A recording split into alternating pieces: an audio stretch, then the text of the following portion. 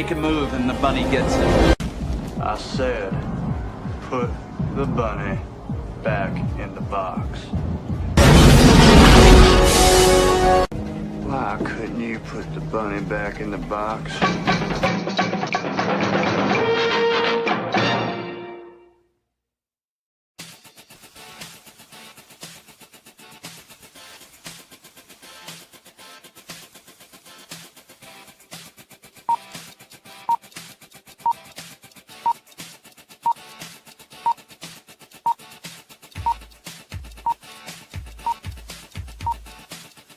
It's showtime.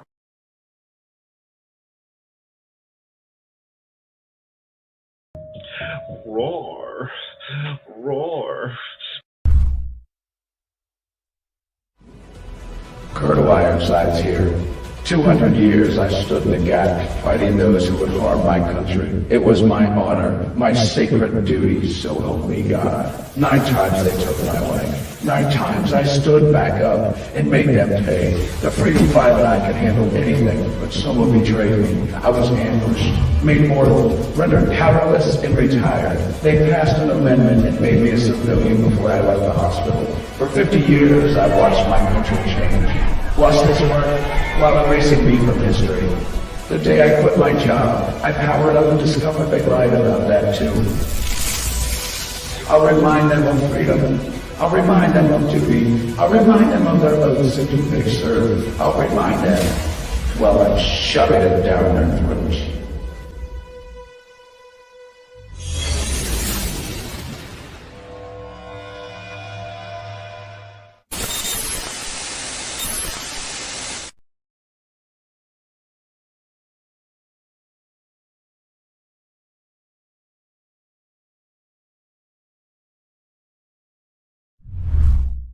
Psychically, I'm very well endowed. I want to know what you're thinking. There are some things you can't hide. I want to know what you're feeling. Tell me what's on your mind.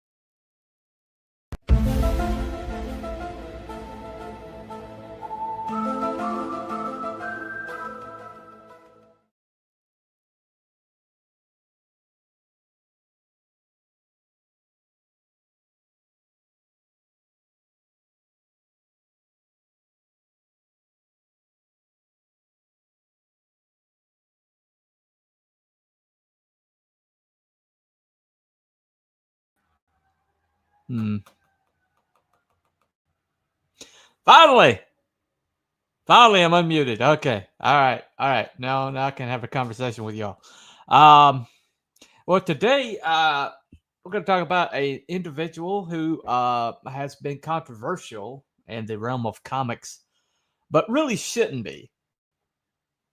I mean, he really shouldn't be all that controversial, and yet he somehow is.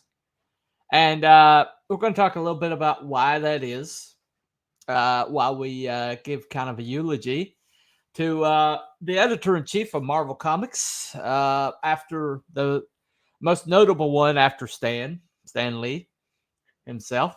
You know, if you ask people off the top of their heads, the editor-in-chief at Marvel Comics, name me off the top of your head, they would say Stan Lee first, but then immediately thereafter, they'd probably say Jim Shooter. And so now Stan Lee is beloved. Stan Lee had all those cameos in the MCU. Stan Lee was kind of like a mascot, you know, all the way up to the day he died, unfortunately. That's a story for another day. But the thing about it is Stan Lee basically is why he's beloved. He has his detractors too, except people are willing to dismiss Stan Lee, the bad side of Stan Lee. But Jim Shooter, it seems like Jim Shooter, they are, shall we say, unforgiving. And why is that? Okay. Well, there's a few clues. Okay, hold on. All right. Creators Outlet says, let's go. There you go. I think it was earlier. It's the show tonight. Yes, it is. It is showtime. I'm sorry I'm late. I'll tell you why in a little bit. No audio. There it is. Yep. Okay.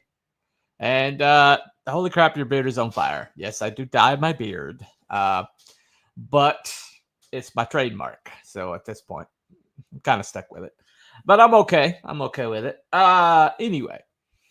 So basically, we're talking about Jim Shooter. We're talking about a editor-in-chief. Now, I looked through a lot of different. Let me show you what triggered all this. Let me show you what triggered all this. Let me go ahead and pick this up for you. Okay.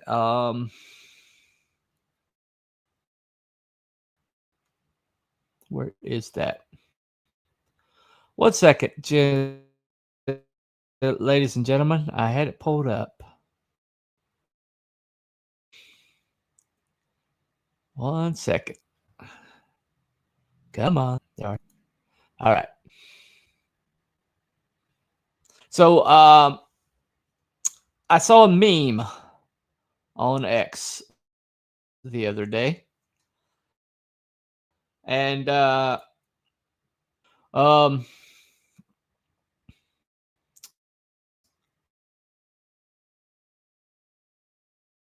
window. What is that not showing up?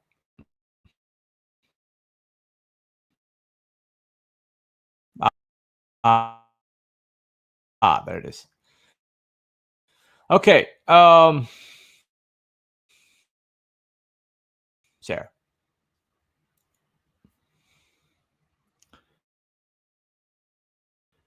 Come on.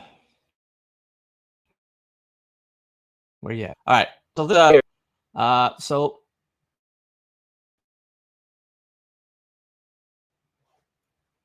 Marvel could pop up. Okay, here it is. Marvel Comics in the 1980s, Jim Shooter era.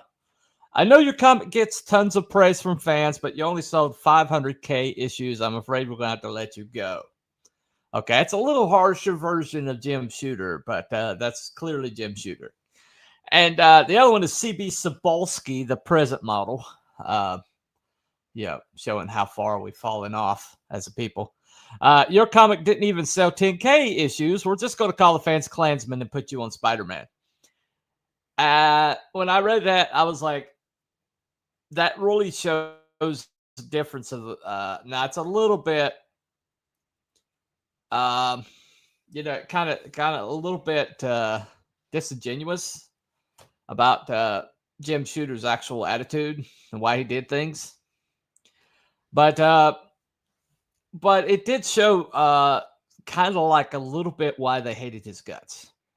Hold on a second. Hey, Mr. Sir. Hey, Dan Grix. Good to see you. I thought it was like showing off how absolutely insane your genetics are of Scotch Irish blood. Well, I did have a darker red beard when I was younger. And when I was told that my beard would grow scraggly because it was losing the tint in it. And it was suggested that I put some beard dye in it to keep it from going like scraggly. And so I chose to go with the red, closest to my former color. So that's why I dye my beard. Anyway. Okay, they couldn't handle the truth. Okay. It's a possibility. It's a possibility. Okay. Now, one thing that Jim Shooter did that present Marvel does not. Is Jim Shooter embraced fans. Yeah, especially old school comic fans. While the rest of the mainstream comics seems determined to kind of like find a new audience, Jim Shooter was kind of like, there's nothing wrong with the audience we had. And, here's how we need to get them back. And so one of the ways that he showed solidarity was he went on other podcasts. Now, I've got a couple clips from a show that he did with my good friend, John's Longbox. Now, I told John that I would promote this video. It's a very good video. It's about 2 hours, which is one of the things that delayed me was I thought it was like 1 hour conversation, but it was 2 hours. And I had a little hard time figuring out what clip I wanted to use. And by the time I figured out what clip I wanted to use, I got behind. So blame John. Blame John's Longbox. Mr. John Bua. Blame him. Anyway.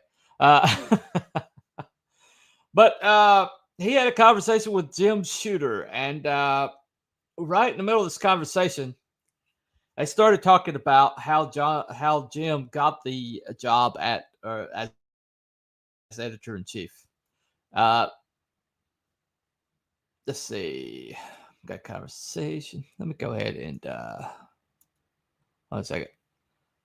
Jim wouldn't have hired activists to write comics. No, he would not have. He definitely would not have. He said so.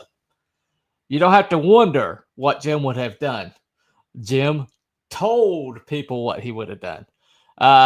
There's no need to speculate when it comes to Jim Shooter. Absolutely no need. But anyway, I feel like I need to read this first. So this is from Comics Archaeology. Jim Shooter, 1951 to 2025. He died June 30th this year. Okay. Shooter's career is one of the most unusual in the business, starting when he was in the hospital for minor surgery in 1963. I was 12. This is him. This is Jim Shooter. He says, I was 12. I hadn't read comics in years. I think since I was 8 years old, there were a lot of comics in Kids Ward. There were DC comics, and I read them. They were the same as when I stopped reading them. And then there were these other comics, all kind of ratty and dog-eared because they'd been read so much. These newfangled Marvel comics. I read them. I went, holy cow, these are good. At that moment, I got the idea that if I learned to write like this Stan Lee guy, I could write for these other turkeys, DC, because they sure needed help. That's a quote from Jim Shooter. He says, I spent a year reading and studying comics, trying to figure out what I liked and what I didn't like. I read both DC and Marvel and tried to figure out what Stan was doing. When I thought I was ready in the summer of 1965 and I was 13 years old, I wrote and drew a comic book story for Legion of Superheroes. I thought it was the one comic I can make the biggest difference with. I made a cover for it, which I also colored and everything. I didn't know what a script looked like, so I made it look like a comic book, and I drew the panels and wrote the word balloons. I sent it in to DC Comics and got a letter back and said, hey, we think you might be able to draw features for DC Comics. And he said, I also realized what I was doing, that I was doing this to sell.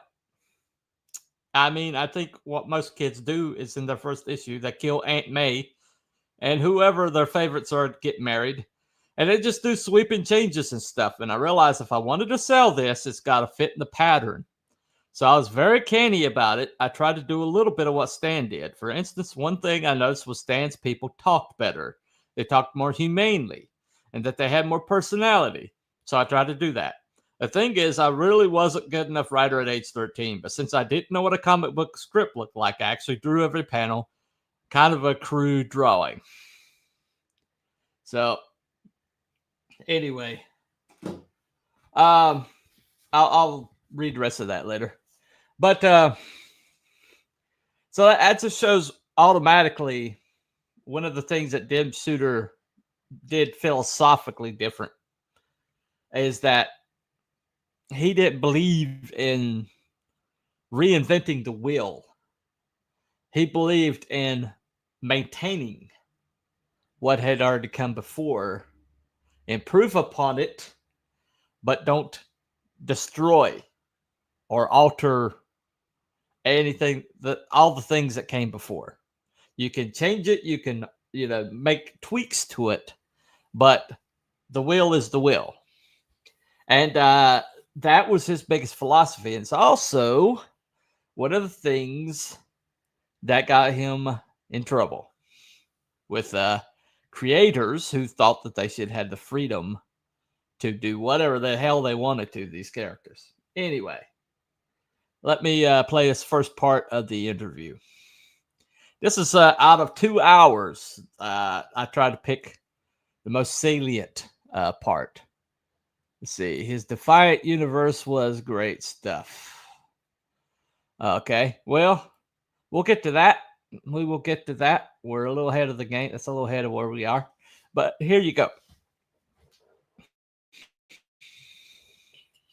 So it seems comic books hasn't changed. There's always been fighting and drama. And well, there wasn't for a while. It wasn't for a while because when I came in, I said, "We're not. This is not what I would train to do, and I'm not going to put up with it." Which didn't make me real popular, I mean, I got the books on time. We got the books on time, and when you have to take a book away from somebody or something like that, that they never think, "Oh, he's a wise man. I'm going to do what he says." They. You're cutting my income. No, I'm not. You only get paid for what you deliver. Anyways, I mean, it took a little, strict attitude there, but yeah. We did get it on time. And because everybody else was going out of business, we would have been too if Roy hadn't gotten us Star Wars. Star Wars saved us and kept us alive, gave me a year to turn it around. So all these other people were unemployed because DC cut 40% of their line. A couple of the companies went out of business. Harvey just kind of stopped publishing. Archie went all reprint, and so streets are awash with talent. I cherry picked it, and I got Archie to come back to run the creator-owned line. I told him, I said, I won't bother you. There's nothing I can tell you you don't already know, and I'll just pave the road for you. I'll do all the crap you don't want to do, the bureaucracy, the bean counters, the lawyers. I'll take care of that. I'm doing it anyway for the for the comics. So he came back, and I was able to get Louise Simonson from Warren because they went out of business. That's like, holy cow, that's winning the lottery. I mean, I got Larry Hama and Al Milgram from DC. Legends, every one of these. You mean okay? You imploded, fine. You lay off two of your best guys, and keep some of the ones that aren't that good. I don't know. And then, other people, lots of, I ended up having this incredible murderer's row of super talent. Yeah. I had Salikrup. I had Carl Potts. I had Bob Budiansky. I had eventually Ann Nesenti, who replaced, Louise got married, moved upstate, and Ann Nesenti replaced her. Genius girl. Yeah. And all these, wonderful people working for me. And I had, like I said, John Romita is my art director. I talk about falling into a pot of jam. I mean, and all they're good people, great production people, and some really special people there. And can't win with that team. Fire the coach. I've said this a million times. I've been doing this for 3 years now on YouTube. That the Jim Shooter years are perhaps the greatest pinnacle of and like we were talking about the snake bit that was going on there for a while. Not when I was there. No, it was a lot more collegial. I had the best editors. They knew what to do. They weren't into this petty politics stuff. I made it my job. I mean, the editors did most of the work on the books. I kibitzed here and there, or I would preach philosophy. Care about it, make it mean something. Here's how to do continued stories. Here's how to and I kept telling him it's a relationship marketing business. It has more in common with single malt scotch than it has with magazines or books. Magazines sell by the cover and the little blurbs that tell you all the wonderful articles that are in it. Books sell usually by the name of the author. Comics, you're not selling this issue. You're selling this one and the next 6. Because if people feel that relationship, if they care about Spider-Man, they'll buy the next 6. And Yeah. even if some of them aren't good, they'll say, well, maybe the next one will be better.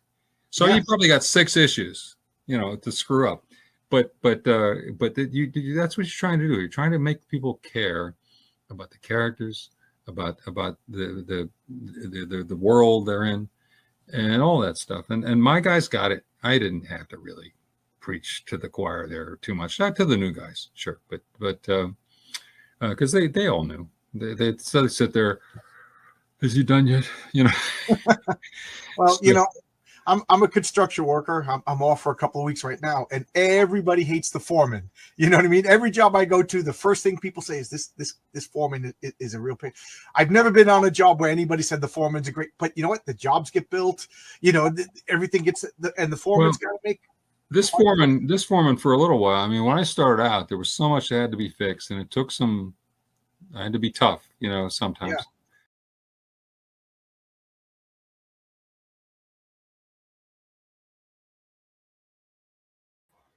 Okay, hold on. All right. Anyway, so basically, what he's saying there is, I mean, you can see what he said. He didn't really mince words, but he was talking about the fact that, and in his, in his way of looking at it, he was not just selling the book now, but he was selling the line. He was selling the book in the future, and people don't like to be told, that they have to plan ahead, that they have to have, prep work done. They have to plan ahead. And basically, he when he came in, it was basically kids, just playing around with the toys, and he had to come in and he had to say, okay, we've got deadlines. Okay, these books have got to come out on time, and I will pay you royalties for the books that we get out on time. And people were used to there being a lot of leeway. That people were used to missing deadlines and it not really coming back on them, But when Jim Shooter's era, he's like, I don't care how talented you are. I don't care what your name is. I don't care, what your history is. If you're, I mean, one of the things that people got upset with Jim over was the fact that him and Kirby parted ways, and because Kirby was missing deadlines, and Kirby never missed deadlines, and so he was willing to let Kirby walk, and people were like, oh, that's like letting Stan Lee walk, you can't do that. And Jim Shooter's like, well, I just did, and so people were, it's weird. It's like this guy, he had a kind of a job to do, and he was willing to do the job. It's funny, but the most unpopular teachers I've had, and the most unpopular boss men that I've had, the classrooms were the ones that I learned the most in, the ones that I got most work done, and the boss were the ones that made the place run like a top. But you're cussing him under your breath the whole entire time, and I think Jim kind of got caught up with that. He was kind of like the adult in a room to a bunch of toddlers, emotional toddlers who didn't like being told no. But also, there's also a incident that came up that really, he kind of run afoul of the commies. Okay. There's no other nicer way of putting it. But he tells the story better than I do. Here you go. And everything was wrong. There was embezzling going on. One guy was embezzling $250,000 a year. There was a lot of smaller theft. Somebody was stealing all the subscription cash. There were people who were using our mailroom to send all their postal stuff out, all their own personal things. And a lot of little minor theft and corruption everywhere, and double vouchering and all kinds of stuff. Well, and then on top of that, Neil Adams wants to start the Comic Book Creators Guild and go on strike against Marvel. I mean, seeing that we were weak at that point. And I said, Neil's my buddy. I said, Neil, give me a chance, and he knew I wanted the same things he did. But he said, well, I think it'll put pressure on him. I said, you're putting pressure on me. But anyway, the guild failed because I did start turning things around, and we started getting people paid better and got benefits and rights and eventually royalties and stuff. Yes. And so after not, thinking I was Mussolini for a little while, then all of a sudden everybody's making money and we're all doing well, and the editors are being paid more, and everybody is being paid more, and we dominated the market. We were 70% of the market at toward the end of my time there. And DC we were both 30% when we started in 1978 when I started, and of course the direct market came along. We were doing better books, helping them grow. Direct market grew, helping us grow, and the rising tide lifted all the boats. Absolutely. All right. So, but Marvel in that rising tide went from 30% to 70%. At the same time, DC fell from 30% to about 18%. But in the growing market, 18% was bigger than 30% used to be, because 30% of a small market is not as big as 18% of a big market. So I mean, they lost market share, but they were doing fine, and they're fighting back. They're doing Watchmen, they're doing Dark Knight. So it was a good time for comics. It was really good. Everybody was kind of doing well. The people were doing well. People were generally happy. And because the direct market grew, then there was a venue for all these small publishers, because a little publisher can't get service from the ID wholesalers and stuff. It's not happening. Right. But once the direct market was there, pretty much anybody who could, put a comic book together and print it up, Diamond would carry it, or a Capital would carry it. And so it was a venue for all these little publishers. And all of a sudden, you've got Cerebus and ElfQuest and Distant Soil and Ninja Turtles, and you can name more than I can. But all started doing well. And then a couple new big companies started, First Comics and Pacific Comics. We helped them. Yeah. We helped them. Shanus Brothers came to my office and said, we're a distributor already. We want to start publishing. I said, let me show you how. And same with First Comics. Rick Obadiah came to license something to us, and then he was asking questions about publishing, and I said, here, I'll show you. And one of my guys said, well, why are you helping First Comics get started? And I said, because on a level playing field, if we can't beat any of these guys, we don't deserve it. And furthermore, it'll segment the market. What will happen is First Comics is going to do stuff we'd never do. And so somebody's coming in to buy American Flag. Well, maybe they try Daredevil and they like that too. Yeah. You bring in more people, just trying to save this dying industry. And boy, for a while there we did. People were happy and things were good. You should have seen the 30th birthday party they threw for me. I mean, people liked me for a little while, and then things started to go south. I still love you, Jim. I still love you. Well, I mean, and then things started to go south when people on Marvel decided to sell it, and it started getting uglier and uglier, and there wasn't much I could do about it. So my stock went down a little bit there, but and finally I forced them to fire me because I just couldn't tolerate it, and what they were doing to my people, the comics people. So you brought it up.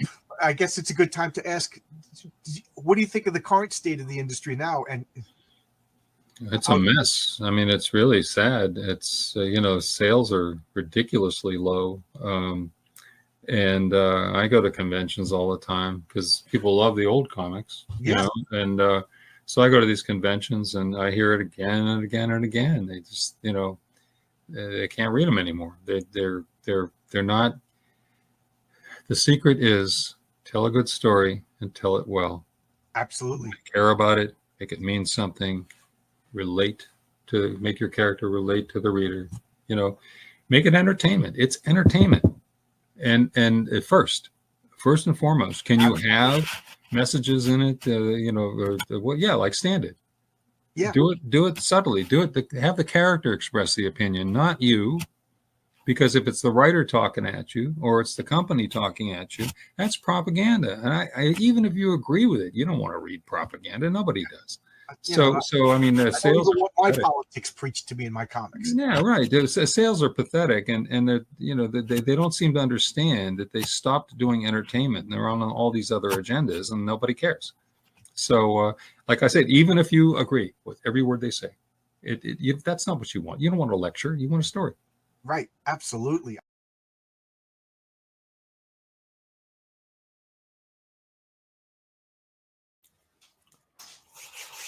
Couldn't say it better myself. Now let's address the elephant in the room, King Kirby. Okay, this is Jim Shooter's own words. That he wanted Marvel to be a star-driven business, and he was talking about he created a royalty system that wasn't there before, and he tried to give people, like, you know, control, as much control as possible. So he said, I could do anything that was self-liquidating. I started right away to build this royalty system. I sat down with a financial offer trying to work out a fair system. He kept complicating it. For one thing, he said it should only be for an increase in sales. It shouldn't be whoever's on Spider-Man now gets more than who's on Ghost Rider. I said, no, that's okay. What's going to happen is that the better guys will do Spider-Man, and we're going to get a star-driven business. Now, he said, we argued about that. And then two things happened. Kirby threatened to sue us. King Kirby threatened to sue us. The word royalty implies ownership, and it put us in an awkward position that could be used against us in court. The same with artwork returns. The way his lawyers phrased it, his demands that Kirby wanted his artwork back, to give it back would have been tacit admission that he owned it and had all the rights. Kirby single-handedly held up the return of artwork and the royalty system for a while. Gerber helped when he sued us over Howard the Duck. So lacking a royalty system, I needed an incentive for these guys. I set up the continuity business, or the continuity bonus. Sorry. You do 3 issues in a row, you get 500 bonus. You do 6 issues, you get $1,000. You get 500 every 3 issues you put out. I did it to keep the same guy on the books. That worked. It was the first incentive system in mainstream comics. I also introduced life insurance. If you earned $7,500 a year at Marvel freelance, you got 10,000 life insurance policy automatically. Health insurance, if you earned $7,500 a year at Marvel freelance, you were covered by our major medical. Most guys could do that in a couple months and were covered. And so basically, one of the things that Jim got smeared with was the fact it's like, oh, he mistreated he mistreated Kirby. You know, he mistreated Kirby, you know. And Kirby's right up there with Stan Lee. Let's face it. You know, Jack Kirby is, you know, monolith in this business. And Jim Shooter had the nerve to tell him that you know, that he had to follow the same system as everybody else. And so he took his toys over to DC. And so everybody's like, well, he ran Kirby off, you know. But you know, I don't know what was in Jack's head. Jack is usually got great stories about how he was a kind-hearted individual. People loved the King. And yep, see, it's like a comment right there, right? But the people love Jack Kirby. They do. Still do to this day. He is one of the towering artists that has ever worked in comics. And yes, he did get a rough draw deal later on in his life. And it's a shame that, well, but a lot of the damage that was done to Kirby happened about the same time Ditko got the shaft, and that was all under Stan Lee. You know, a lot of the bad things that happened to Kirby happened with Stan Lee. But Stan Lee gets a pass, but Jim Shooter doesn't. But the fact is when he tried to institute a royalty system at Marvel, Kirby came for back royalties. Kirby tried to grandfather himself in, and Jim Shooter fought him in court. It's like, and so that was one of the things that left a bad taste in people's mouths. I mean, there's just certain people that in the business that are just they're untouchable, and Jack Kirby was one of those people. And so anybody that had any conflict with him, anybody that had anybody heads with him, or in any way, shape, or form seemed to be denigrating him, was going to be smeared. And then with the whole thing with the Neil Adams trying to create an equity, comic book creator union, and Jim had to squash it because basically they was trying to attack Marvel while Marvel was weak, which is when the unions come in. They usually try to come in when Marvel or whatever entity they're trying to infiltrate is weak. That's when you see unions coming in and trying to organize. And so he had to squash it, squash the unions right there. And Neil Adams, who is a avowed communist, look it up, he's an avowed communist, did not like that. And so basically, Jim kind of ran afoul of some pretty powerful people in the business. And they denigrated him pretty good. Eventually, he did leave. He basically, one of the things that he did was very important. Was Secret Wars. Secret Wars was the first mass crossover event in comics. But he didn't do a multi-book crossover. That was later. What he did was a multi-character crossover. He basically took all these characters, yanked them out of their continuities, and shoved them into this game board with the Beyonder. And that would never been done before, So you had these incredible interactions. These characters that never saw each other in other books, and they're interacting. That's one of the things that made Avengers so cool, was the fact that all these characters people loved were interacting and working together. But then he, in the waning days, he had another idea. He's like, why don't we? Instead of removing them from their books, why don't we just tell the story through multiple books? And that's still the model they're using today. And that they have taken it to the extreme, and now everything's like a, multi-issue crossover, and it's kind of been destroyed. It's been destroying the industry a little while now. But his first idea was the Mutant Massacre. Now, the Mutant Massacre is my all-time favorite group of comics. That whole entire run, I hold it as the pinnacle, especially in X-Men writing.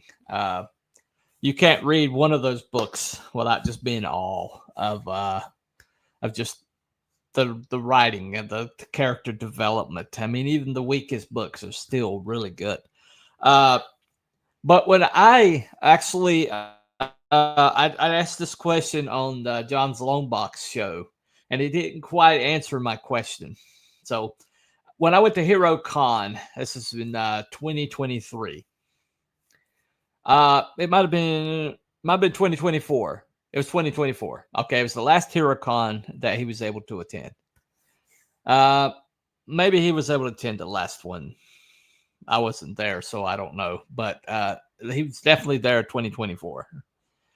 And he was placed away from all the big names, the names that had like lines around the block, I think Chris Claremont was over there. There was quite a few. I don't know if Liefeld was there, but some of the bigger names in comics, and they had lines, man.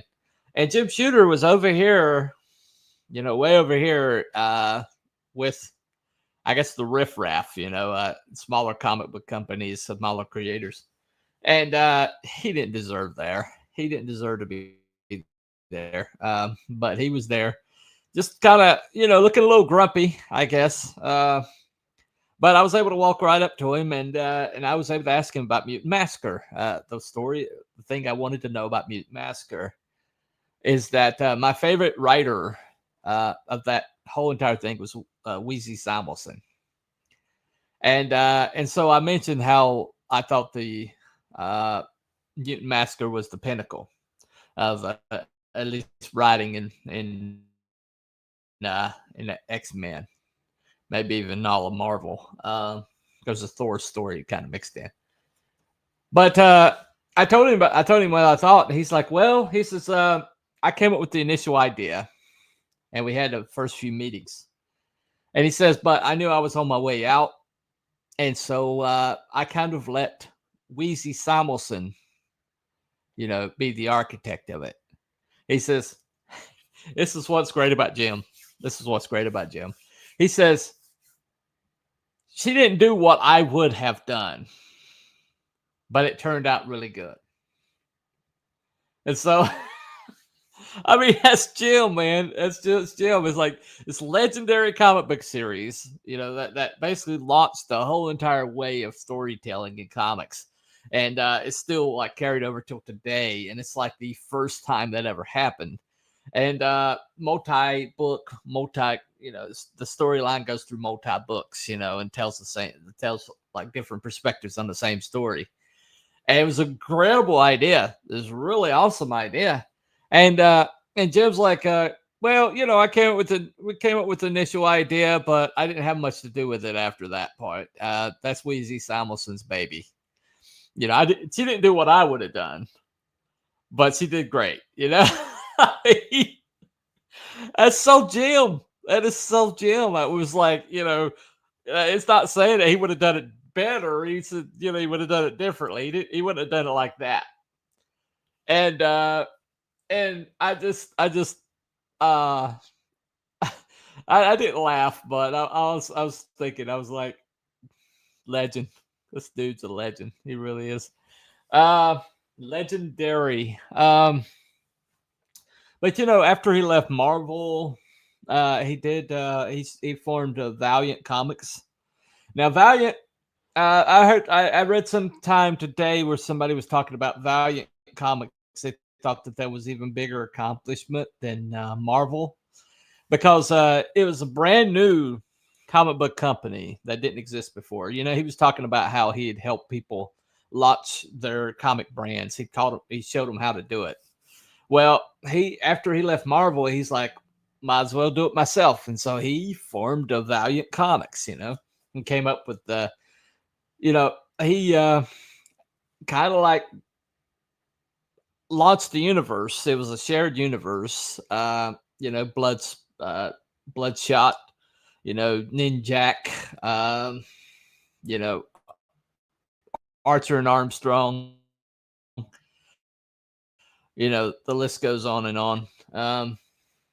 But he basically launched this universe and shepherded it through its first few years. Eventually they got bought out and he got usurped, kind of. And then he went on to form Defiant Comics, which, Creators Outlet's evidently a fan of. He likes the Defiant Comics. Okay. Then he did Broadway, I think. Hold on a second. But he did Defiant, and then he did Broadway. And let's see. But yeah, he did everything from he did writer, he was a penciler, he was an editor, and he was a publisher. So he pretty much did it all. Let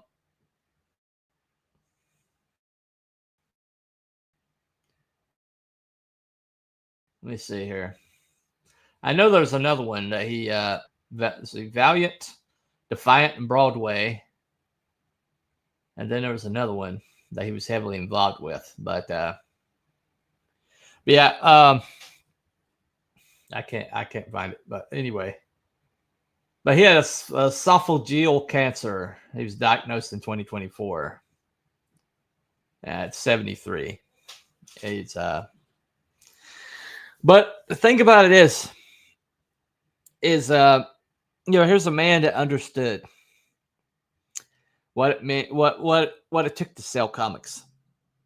He understood what it meant to write comics. He understood what it meant to maintain a healthy comic run. And it's like what he said. He says, story is king. The story comes first. Your entertainment first and foremost. And, keep your moralizing to yourself. You can be part of the comic, but it can't be all of the comic. And lastly, keep your creativity up. Keep your quality up. And you follow those things, and you'll have success. But the thing that you kind of run into with people who have negative ideas of Jim is it's always like, well, he was mean. And he was unreasonable, and he like made people cry, he was like, and he kicked people out the door who were really, my favorite writer or my favorite artist or my favorite whatever. Some people think that some things that were like started with Jim probably wound up metastasizing into Image Comics later. And that some people lay Image Comics at the feet of Jim Shooter. Even though Jim was out the door a long time before Image. Image started in the early 90s. Jim was out the door by the late 80s.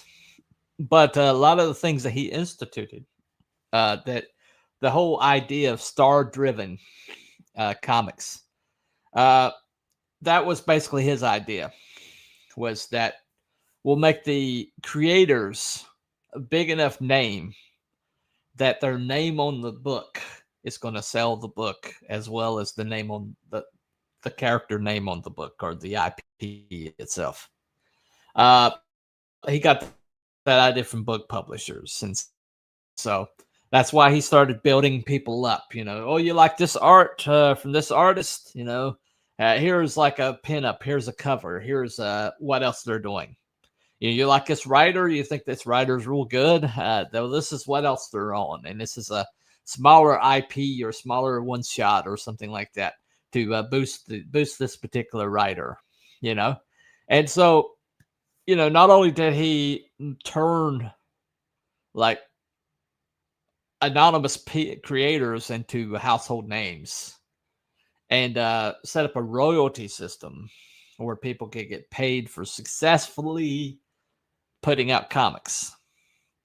But he also fought off Jack Kirby coming after back royalties that Stan Lee screwed him out of. Not Jim Shooter. Stan Lee screwed him out of that.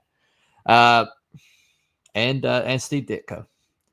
And so basically a lot of the anger that gets aimed at Jim Shooter, a lot of the hatred or disdain or negativity that gets aimed at Jim Shooter it's basically because he took this sinking ship, this floundering, monstrosity that Marvel had become after Stan Lee had left it in a mess, and all these other editors had taken their time to try to straighten it out and had given up. And so by taking that on, because people can't bring themselves to give Stan Lee, any negativity, or Jack Kirby any negativity, the guy who basically, cleaned up their legacies, it seems all that negativity that nobody can put on Jack Kirby or Stan Lee gets placed on Jim Shooter. It's a classic projection. Okay. What did he do? Jim Shooter came in to a mess. He came into a place where writers and artists were not getting appreciated. They weren't getting money for their work, and weren't getting paid. Didn't have any kind of say in what was going on, and a lot of the mess was left over from Stan Lee's tenure down through these other editors, and he straightened it up. Got them publishing again. They published on time. The comics were quality. And they maintained a continuity throughout the run. You picked up a book, it built on a previous book. And I had somebody give a criticism that Jim said you can't kill heroes. And so during his run, he forbade people from killing off heroes. And so that was seen as a negative, but at the same time, I mean, yeah, heroes are going, it's a hazardous job if they're in. But Jim was trying to kind of like right the ship, and he couldn't have, main characters being killed off while he's trying. He couldn't burn IP while he's trying to right the ship. That's what they're doing now. They're burning IP. For whatever reason, the place is sinking, and they're basically throwing the IP into the fireplace, because if we can't have it, nobody can. They're just burning through everything. But Jim was like, you got to maintain it. You got to maintain that continuity. You got to, these characters got to be there tomorrow, or people aren't going to buy today. And he understood that. And at least for a little while, yes, he did put a moratorium on killing off characters. He said, don't do that. He put the kibosh on like storylines that were going to kill off characters that he was trying to build the Marvel Universe with. And so that got him some hatred. That got him anger. And people don't like being told no, especially creatives. We are a sensitive lot. It's one of the things that makes us creatives, also makes us divas.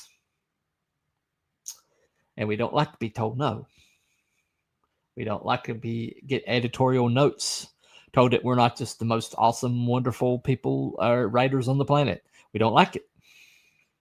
And so when somebody does that, we give them pushback, and so people would leave Marvel with fingers in the air. Some big names left Marvel, went to DC, cussing Jim Shooter the whole way, saying Jim Shooter's the reason he left. And so basically when Jim Shooter was fired from being editor-in-chief, they could get their revenge because he was on to the next project, and he just didn't, he's a guy that moves forward. And so they were able to frame his legacy. And they did a good job of framing it right into the dirt. But look at the comics that he produced. I'm going to look at them. For the time he was Marvel editor, some of the best comics that have ever been produced. I mean, period. In all comic history, some of the best ones that have ever been produced at any comic company. I will put them up against anything. But I hate that he's gone by the time that some people were able to finally appreciate him for the man he was and what he tried to do. And a lot of people believe, man, he could have straightened this all out. If if they gave him like editorship, he could, he could have just straightened it all out. Of course, he when people would say that to him, he's like, I'm 70 years old. What are you talking about? I'm not gonna be, I don't have the energy. I don't have the patience to do that. Herd cats anymore. But he created all the way up to the day he died. You go on jimshooter.com and you got works that are still being produced that he wrote. I mean, he created all the way up to the day he died. And so RIP to Jim Shooter, editor-in-chief of Marvel Comics. Right behind Stan Lee is probably the most popular or most famous editor. And, you need to go back and reevaluate. Maybe the narrative is not the narrative. I mean, the narrative's the narrative, but maybe the narrative's not the truth. We see this so much now to where we go back and we check these narratives that things that we'd always assumed was right. And we go back and we find out that we've been lied to the whole entire time, that somebody else has framed reality for us. And this is one of those situations. I think if you go back and evaluate what Jim Shooter accomplished and during his run, I think you'll be surprised. And you may just think that he might have even been better than Stan Lee. Stan Lee set the pattern. Stan Lee changed comics. And Stan Lee created the Marvel brand that as it became. But Jim took it worldwide. And so there you go. It's like Paul Di'Anno, first lead singer of Iron Maiden. Started the brand. Took them. People started finding out about the name of this group, and then Paul Di'Anno, to the day he died, he had that. He was the lead singer, first lead singer of Iron Maiden. Can't take that away from him. He established it. He established what Iron Maiden was. He helped establish that. But Bruce Dickinson is the reason why we know who Iron Maiden is. So you got the guy that established it is important, vitally important. But you also got to respect the guy who expanded it. And that's Jim Shooter.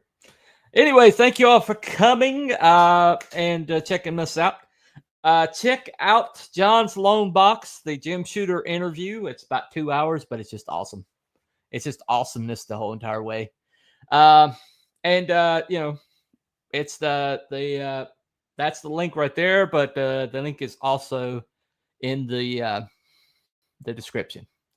But thank you all for coming, and we will see you next time. Follow the white rabbit.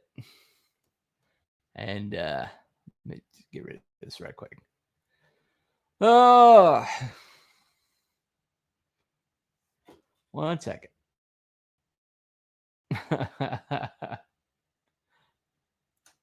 Come on. StreamYards wants to crash on me.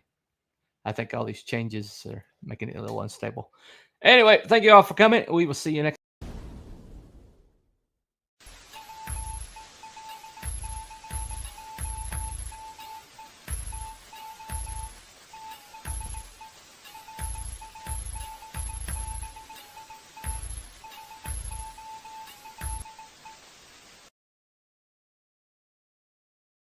Thank you.